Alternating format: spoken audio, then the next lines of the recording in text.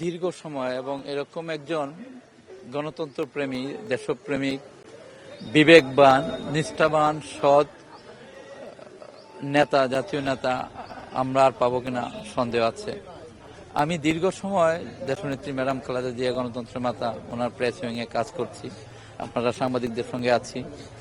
যে কোনো প্রোগ্রামে যখনই জিজ্ঞাসা করতেন সাংবাদিকরা কি কোনো অসুবিধা আছে, সাংবাদিকদের ব্যাপারে কি খোঁজ রাখছো, এটা আমাকে সবসময় তাড়িত করবে। এবং আপনাদের সঙ্গে কাজ করতে গিয়ে আপনারাও দেখেছেন উনি কিভাবে আপনাদের প্রতি মনোযোগ ছিলেন। অনেক চলে যাওয়ার মধ্য দিয়ে এই কথিত পূরণ হওয়ার মতো না, আমাদের জাতীয় নেতৃবৃন্দরা বলেছেন।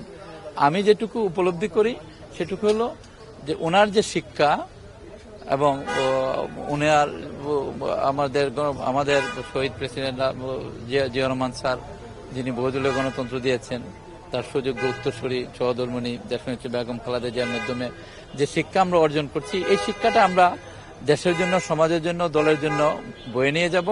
এবং বর্তমানে যিনি ভারপ্রাপ্ত চেয়ারম্যান জনাব তারেক রহমান নেতৃত্ব দিচ্ছেন, তিনি সেগুলো বহন করবেন গণতন্ত্রের জন্য, দেশের জন্য। আমরা এটি অপেক্ষা করছি।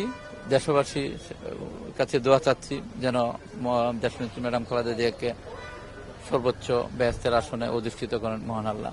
আমার মনে দাগ কেটে গেছে একটা, সবচেয়ে বেশি দাগ কেটে গেছে যখন আমরা কাজের সময় ভালো কাজ করলে উনি যে প্রেরণাটা দিতেন, এটা অসাধারণ একটা প্রেরণা দিতেন।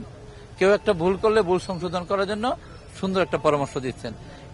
এটা খুব কম নেতার আছে, খুব কম নেতার আছে। প্রেরণা অনেক বড় শক্তি। এই প্রেরণা ওনার কাছে পেয়েছি। ওনার হাসি, ওনার তাকানো, ওনার মানে ওইটা বলার মতো না। এটাই দাগ কাটে সবচেয়ে বেশি, ভালো কাজের প্রেরণা।